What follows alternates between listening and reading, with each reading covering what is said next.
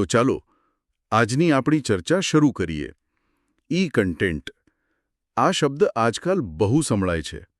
આપણી પાસે એક શૈક્ષણિક સ્ત્રોત છે, એનું પ્રકરણ 5 ખાસ ઈ કન્ટેન્ટ પર જ છે. અને અત્યારે બધું ડિજિટલ થઈ રહ્યું છે, તો આ ઈ કન્ટેન્ટ ખરેખર શું છે એ સમજવું જ રહ્યું. આપણો હેતુ એ જ છે કે આ સ્ત્રોતના આધારે ઈ કન્ટેન્ટને બરાબર સમજી લઈએ. શું છે, કેવું દેખાય, અને હા, સારું ઈ કન્ટેન્ટ બને કેવી રીતે. દરેકે દરેક પાસાને જોવાનો પ્રયત્ન કરીશું, જેથી મન એકદમ સ્પષ્ટ ખ્યાલ આવે, કદાચ પરીક્ષા માટે પણ કામ લાગે. બિલકુલ સાચી વાત. જુઓ, અત્યારે ટેકનોલોજીનો યુગ છે. માહિતી તો ચારે બાજુથી આવી રહી છે, એટલે શીખવાની રીતો પણ બદલાઈ છે. અને એમાં ઈ લર્નિંગ એટલે કે જાતે ઇલેક્ટ્રોનિક માધ્યમથી શીખવું એ બહુ આગળ આવ્યું છે. અને આ ઈ લર્નિંગ ચાલે શેનાથી? ઈ કન્ટેન્ટથી. એટલે જ સારું ગુણવત્તાવાળું ઈ કન્ટેન્ટ કેમ બને, એના પાસા કયા, એ સમજવું ખરેખર ખૂબ જ જરૂરી છે. એમ કહી શકાય કે આખા ડિજિટલ શિક્ષણનો પાયો જ સારું ઈ કન્ટેન્ટ છે. ઓકે, તો શરૂઆત કરીએ એકદમ મૂળભૂત વાતથી. આ ઈ કન્ટેન્ટ આખરે છે શું? સ્ત્રોતમાં એક વાત લખી છે કે વર્ગખંડ શિક્ષણ હવે વર્ચ્યુઅલ રિયાલિટી તરફ જઈ રહ્યું છે. આ તો કંઈક સાયન્સ ફિક્શન જેવું લાગે. શિક્ષણમાં આનો મતલબ શું? હા, વર્ચ્યુઅલ રિયાલિટી શબ્દ સાંભળીને કદાચ ગેમ્સ યાદ આવે, પણ શિક્ષણમાં એનો અર્થ બહુ ઊંડો છે. એટલે એમ સમજો કે કમ્પ્યુટરથી બનાવેલું એક આભાસી જગત, ત્રિપરિમાણીય, જેમાં વ્યક્તિ અંદર હોય એવો અનુભવ કરે અને ખબર છે, એની સાથે ઇન્ટરેક્ટ પણ કરી શકે. શિક્ષણમાં આનો ઉપયોગ એટલે વિષય વસ્તુને એકદમ જીવંત બનાવવી, જાણે નજર સામે જ બધું બનતું હોય. સ્ત્રોતમાં ઉદાહરણ પણ છે કે બ્રહ્માંડ ભણાવવું હોય તો વિદ્યાર્થીઓને જાણે અવકાશમાં જ ફરતા હોય એવો અનુભવ કરાવી શકાય. આનાથી શીખવું કેટલું રોચક બની જાય, ખરું ને? હા, સમજાયું. એટલે કે વર્ચ્યુઅલ રિયાલિટી એક ટૂલ છે જે ઈ કન્ટેન્ટને વધુ પાવરફુલ બનાવી શકે. પણ ઈ કન્ટેન્ટની પોતાની વ્યાખ્યા શું? સ્ત્રોતમાં આપેલી છે ને? હા, સ્ત્રોતમાં મુખ્યત્વે 2-3 વ્યાખ્યાઓ પર ભાર મૂક્યો છે. એનાથી એના અલગ અલગ પાસા સમજાય છે. પહેલી છે ઓક્સફર્ડ ડિક્શનરીની. એ કહે છે કે ઈ કન્ટેન્ટ એટલે વેબ પેજ પર રજૂ કરવા માટે લખાણ અને ચિત્રો ધરાવતું ડિજિટલ સ્વરૂપમાં બનાવેલું વિષયવસ્તુ. આમાં ડિજિટલ સ્વરૂપ અને વેબ પેજ પર ભાર છે. બીજી વ્યાખ્યા થોડી વધારે ડિટેલમાં છે કે ઈ કન્ટેન્ટ એ ડિજિટલ એટલે કે ઇલેક્ટ્રોનિક સ્વરૂપમાં રહેલું વિષયવસ્તુ છે. અને આ વિષયવસ્તુ લખાણ, ચિત્રો, ધ્વનિ, વિડિયો અને એનિમેશનનું મિશ્રણ હોય છે. આ વ્યાખ્યા એના મલ્ટીમીડિયા નેચર પર ફોકસ કરે છે. પ્રિન્ટેડ બુકથી આ રીતે અલગ પડે. એટલે કે ખાલી ટેક્સ્ટ કે ઇમેજ નહીં, ઓડિયો, વિડિયો, એનિમેશન બધું જ. બરાબર. અને ત્રીજી એક વ્યાખ્યા જે મને લાગે છે કે એના ઉપયોગ પર વધુ ધ્યાન આપે છે. સાદા શબ્દોમાં કહીએ તો એવું ડિજિટલ વિષયવસ્તુ જે વાપરનારને બરાબર સમજણ આપે, કંઈક પ્રયોગ કરવા માટે પ્રેરે, એની કલ્પનાઓને ટેકો આપે અને જેનો વારંવાર ઉપયોગ થઈ શકે. આ વ્યાખ્યા એની યુટિલિટી, રીયુઝેબિલિટી અને લર્નરને એક્ટિવ કરવાની વાત કરે છે.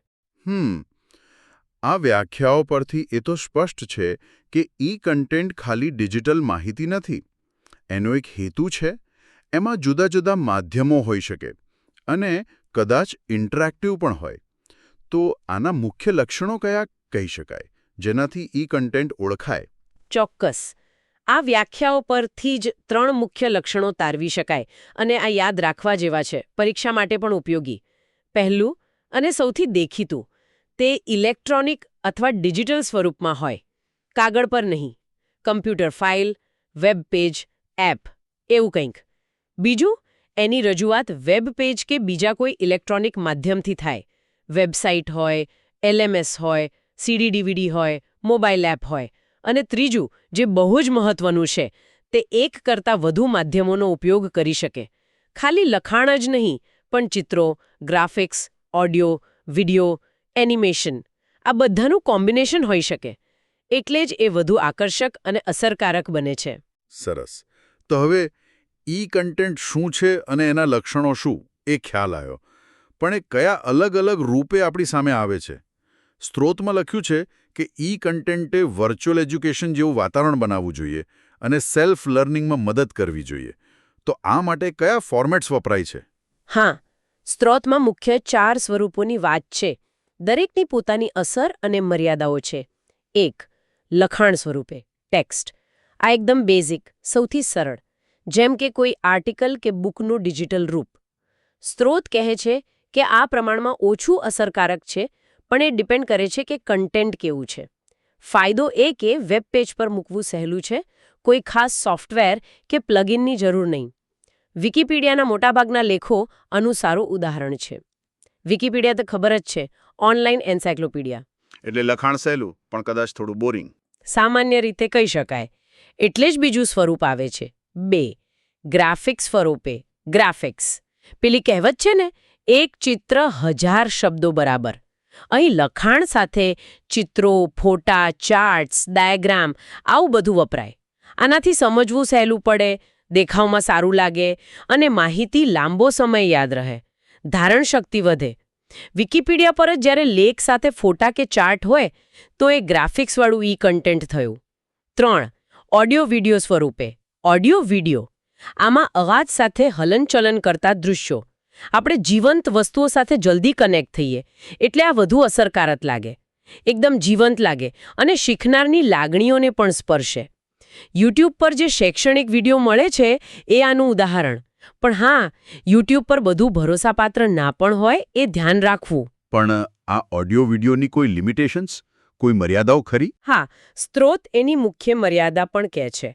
મોટા ભાગે આ એકમાર્ગી હોય, એટલે કે તમે ખાલી જુઓ અને સાંભળો, એની સાથે સીધી આંતરક્રિયા ના કરી શકો અને તમને તરત પ્રતિપોષણ ફીડબેક પણ ના મળે કે તમે સાચું સમજ્યા કે નહીં. અને ચોથું સ્વરૂપ છે 4 એનિમેશન. એનિમેશન પણ એક રીતે વિડિયો જ છે, પણ એમાં રિયલ શૂટિંગ નહીં, સ્થિર ચિત્રોની સિરીઝને ફટાફટ બતાવીને ગતિનો ભ્રમ ઊભો કરાય. પેલો દૃષ્ટિ સાતત્યનો સિદ્ધાંત. એનિમેશન ખાસ કરીને એવી અઘરી કે એબ્સ્ટ્રેક્ટ વસ્તુઓ સમજાવવા કામ આવે જે રિયલમાં બતાવવી મુશ્કેલ હોય, જેમ કે શરીરમાં પાચન કઈ રીતે થાય છે કે પછી અણુનું સ્ટ્રક્ચર. આ વર્ચ્યુઅલ રિયાલિટીનો અનુભવ કરાવવામાં મદદ કરે. તો એનિમેશન અમુક કેસમાં ઓડિયો વિડિયો કરતાં પણ વધુ અસરકારક, ખાસ કરીને અમુક પ્રકારની સમજૂતી માટે. હા, બની શકે, કારણ કે એનિમેશનમાં ઘણીવાર ઇન્ટરેક્શન ઉમેરવાની શક્યતા વધુ હોય છે. જેમ કે તમે કોઈ વસ્તુ પર ક્લિક કરો તો એ ચાલુ થાય કે કોઈ ભાગને ફેરવીને જુઓ, એટલે થોડું વધુ એક્ટિવ લર્નિંગ કરાવી શકે. તો આ થયા 4 મુખ્ય સ્વરૂપો. શું બેસ્ટ રિઝલ્ટ માટે આ બધાનું મિક્સચર કરવું સારું? સ્ત્રોતમાં પેલો સોફ્ટવેર એન્સાયક્લોપીડિયાનો ઉલ્લેખ છે, જેમાં કદાચ બધું જ હોય: ટેક્સ્ટ, ઇમેજ, વિડિયો, એનિમેશન. બિલકુલ. અત્યારના સારા ઈ કન્ટેન્ટમાં મોટાભાગે આ બધાનું મિશ્રણ જ હોય છે. એનાથી લર્નિંગ એક્સપિરિયન્સ વધુ સારો અને ઇફેક્ટિવ બને છે. આ સ્વરૂપો સિવાય સ્ત્રોત ઇન્ટરેક્શનના લેવલ પ્રમાણે પણ 2 પ્રકાર પાડે છે. આ પણ સમજવા જેવા છે. પ્રાથમિક કક્ષાની આંતરક્રિયા, લો લેવલ ઇન્ટરેક્શન. આમાં લર્નરની એક્ટિવિટી ઓછી હોય, બસ વાંચવાનું કે જોવાનું, કદાચ આગળ પાછળ જવા ક્લિક કરવાનું. ટેક્સ્ટ બેઝડ કન્ટેન્ટ આમાં આવે. સ્ત્રોત કહે છે કે આની શીખવા પર અસર ઓછી હોય, પણ લર્નરને જોડી રાખે. ઉચ્ચ કક્ષાની આંતરક્રિયા, હાઈ લેવલ ઇન્ટરેક્શન. આને વધુ અસરકારક માનવામાં આવે છે. અહીં લર્નર ખાલી જોયા નથી કરતો, પણ ભાગ લે છે. કન્ટેન્ટમાં વચ્ચે સવાલ પૂછાય, નાની ગેમ કે પઝલ હોય, કોઈ કેસ સ્ટડી સોલ્વ કરવાની હોય, સિમ્યુલેશન હોય. આમાં ગમ્મત સાથે જ્ઞાન મળે. લર્નર વધુ એન્ગેજડ રહે અને પરિણામ સારું મળે. બરાબર. એટલે ઈ કન્ટેન્ટના ઘણા રૂપો અને લેવલ છે. પણ આ બધું બનાવવું, ખાસ કરીને હાઈ લેવલ ઇન્ટરેક્ટિવ કન્ટેન્ટ, એ કંઈ સહેલું તો નહીં જ લાગતું. શું ખાલી કોઈ ડોક્યુમેન્ટ બનાવીને અપલોડ કરી દેવાથી સારું ઈ કન્ટેન્ટ બની જાય? સ્ત્રોત તો કહે છે કે ના, એના માટે એક પ્રોસેસ છે. એકદમ સાચું. ખાલી ફાઇલ મૂકી દેવી એ ઈ કન્ટેન્ટ બનાવવું નથી. સ્ત્રોત પ્રમાણે સારું અને ગુણવત્તાવાળું ઈ કન્ટેન્ટ બનાવવા માટે એક ચોક્કસ 5 સ્ટેપની પ્રોસેસ ફોલો કરવી જોઈએ. આ પ્રોસેસ સમજવી બહુ જ જરૂરી છે. તબક્કો 1: હેતુ નિર્ધારણ, ઓબ્જેક્ટિવ સેટિંગ. કોઈ પણ કામ શરૂ કરતા પહેલા એનો હેતુ નક્કી કરવો પડે. અહીં સૌથી પહેલા એ જોવાનું કે આ કન્ટેન્ટ કોના માટે છે. ટાર્ગેટ ઓડિયન્સ કોણ, એમની ઉંમર, એમનું નોલેજ લેવલ, જરૂર શું છે, આ કન્ટેન્ટ ભણ્યા પછી એમને શું આવડવું જોઈએ, લર્નિંગ આઉટકમ્સ શું છે, કેટલો સમય છે, ટોપિક કેટલો ઊંડાણમાં લેવાનો છે, આ બધું વિચારીને ચોક્કસ ગોલ સેટ કરવા. આ પહેલું પગલું. એટલે કે શું અને કોને શીખવવું છે એ પાક્કું કરવું. પછી તબક્કો 2, ઈ કન્ટેન્ટ રચનાનું આયોજન, કન્ટેન્ટ ડિઝાઇન પ્લાનિંગ. આ બહુ જ ક્રિટિકલ સ્ટેજ છે. ગોલ નક્કી થઈ ગયા પછી એ પ્રમાણે જરૂરી મટીરિયલ, લખાણ, ચિત્રો, વિડિયો, એનિમેશન આઈડિયા ભેગા કરવાનું અથવા નવું બનાવવાનું. પણ ખાલી મટીરિયલ ભેગું કરવું પૂરતું નથી. એને કયા ક્રમમાં રજૂ કરવું, ક્યાં કઈ એક્ટિવિટી મૂકવી, નેવિગેશન કેવું રાખવું, આ બધું પ્લાન કરવું પડે. આના માટે સ્ટોરી બોર્ડ બનાવાય છે. સ્ટોરી બોર્ડ એ શું વળી? પેલું ફિલ્મ જેવું કંઈક? હા, કંઈક એવું જ. સ્ટોરી બોર્ડ એટલે ઈ કન્ટેન્ટના દરેક સ્ક્રીન કે સેક્શનનું વિઝ્યુઅલ પ્લાન. દરેક સ્ક્રીન પર શું લખાણ હશે, કયું ચિત્ર કે વિડિયો આવશે, ક્યાં ક્લિક કરવાથી શું થશે, એની એક કાચી રૂપરેખા. ઘણીવાર હાથથી દોરેલા સ્કેચ પણ હોય. આનાથી આખી વસ્તુનો ક્લિયર આઈડિયા આવે અને આગળ કામ સહેલું થાય. આ ખરેખર ડિઝાઇન ફેઝ છે. તબક્કો 3, ઈ કન્ટેન્ટનું નિર્માણ, કન્ટેન્ટ ડેવલપમેન્ટ. હવે એક્ચ્યુઅલ બનાવવાનું કામ શરૂ થાય. જે સ્ટોરી બોર્ડ બન્યું છે એના આધારે રિયલ ઈ કન્ટેન્ટ તૈયાર થાય. જુદા જુદા સોફ્ટવેર અને ટૂલ્સ વાપરીને text, graphics, audio, video, animation બધું ભેગું કરીને ફાઇનલ પ્રોડક્ટ બનાવાય. અહીં ખાલી ટેકનિકલ કામ નથી, સારા શૈક્ષણિક સિદ્ધાંતો પણ ધ્યાનમાં રાખવા પડે. લર્નરને એન્ગેજ કઈ રીતે રાખવો, માહિતી યાદ કઈ રીતે રહેશે, આ બધું વિચારીને બનાવવું પડે. જેથી કન્ટેન્ટ ખાલી દેખાવમાં સારું ના હોય પણ શીખવવામાં પણ સફળ થાય. આ તો ખરેખર ટીમવર્ક લાગે છે. વિષય નિષ્ણાત, ગ્રાફિક ડિઝાઇનર, કદાચ પ્રોગ્રામર, બધા જોઈએ. ઈ કન્ટેન્ટની અજમાઈશ, ટેસ્ટિંગ પાયલેટ.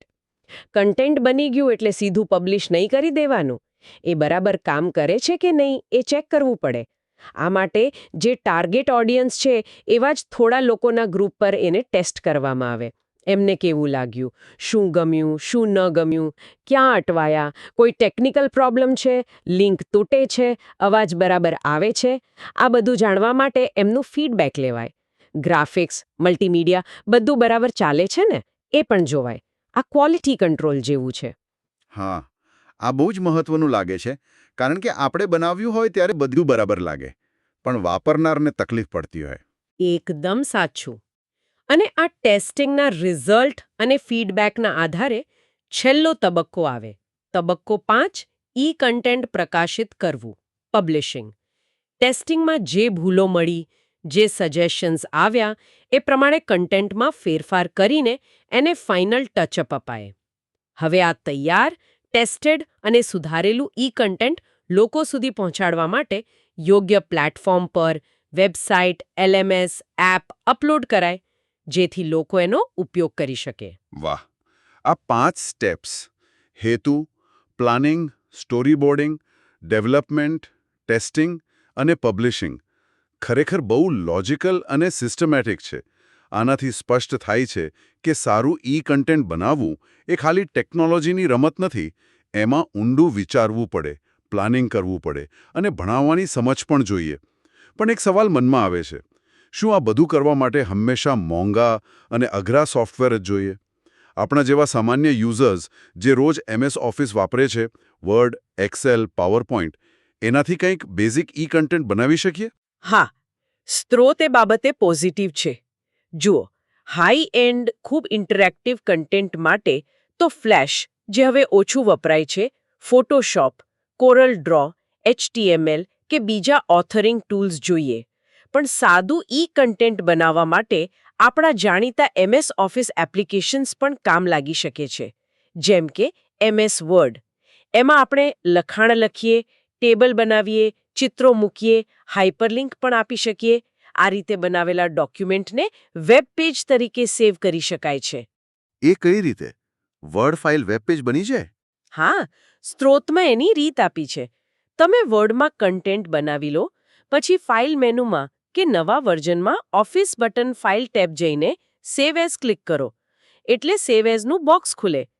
એમાં નીચે સેવ એઝ ટાઈપ લખેલું ડ્રોપડાઉન મેનુ હોય. ત્યાં ક્લિક કરશો એટલે ઘણા ઓપ્શન દેખાશે. એમાં 2 મુખ્ય વેબ ઓપ્શન છે. એક વેબ પેજ .html.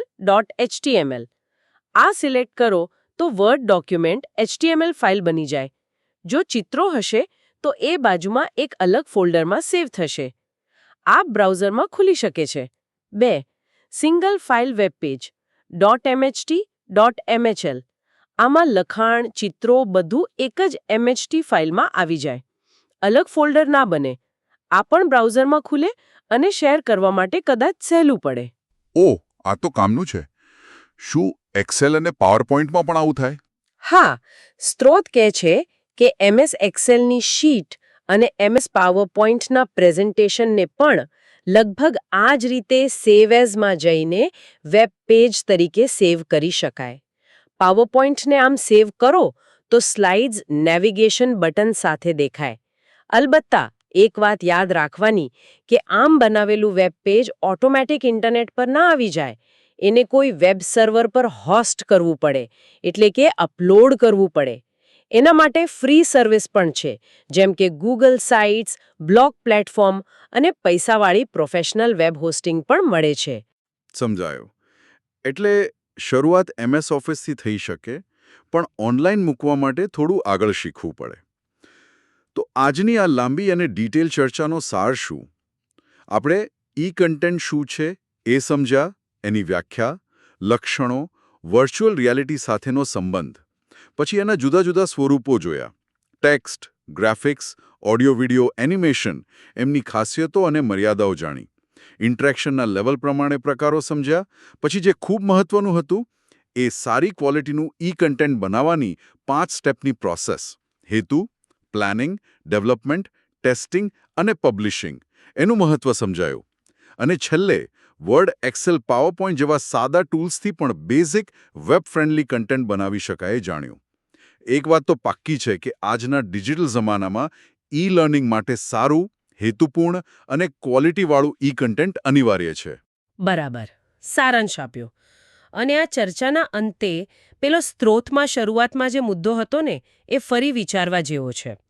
એમાં કહ્યું હતું કે ગુજરાતી ભાષામાં ખાસ કરીને પ્રાઇમરી એજ્યુકેશન માટે સારા અને ઉપયોગી કન્ટેન્ટની બહુ અછત છે. આપણે બનાવવાની પ્રોસેસની વાત કરી, પણ ખાલી ટેકનિકલી બરાબર હોય એવું જ કન્ટેન્ટ બનાવવું પૂરતું નથી. તો અહીં એક મોટો સવાલ એ થાય છે કે ભવિષ્યને જોતા આ કન્ટેન્ટને ખાસ કરીને નાના બાળકો માટે ખરેખર રસ પડે એવું, સહેલાઈથી સમજાય એવું, આપણી સંસ્કૃતિને અનુરૂપ અને સૌથી અગત્યનું, એમની પોતાની માતૃભાષામાં અસરકારક રીતે પહોંચાડવા માટે આ બનાવવાની પ્રોસેસ સિવાય બીજા કયા ક્રિએટિવ, એજ્યુકેશનલ અને કદાચ પોલિસી લેવલના પગલાં લેવાની જરૂર છે? આ ખાલી કન્ટેન્ટ બનાવવાનો સવાલ નથી, પણ એને ખરા અર્થમાં ઉપયોગી બનાવવાનો પડકાર છે. એના પર વધુ વિચારવું જોઈએ.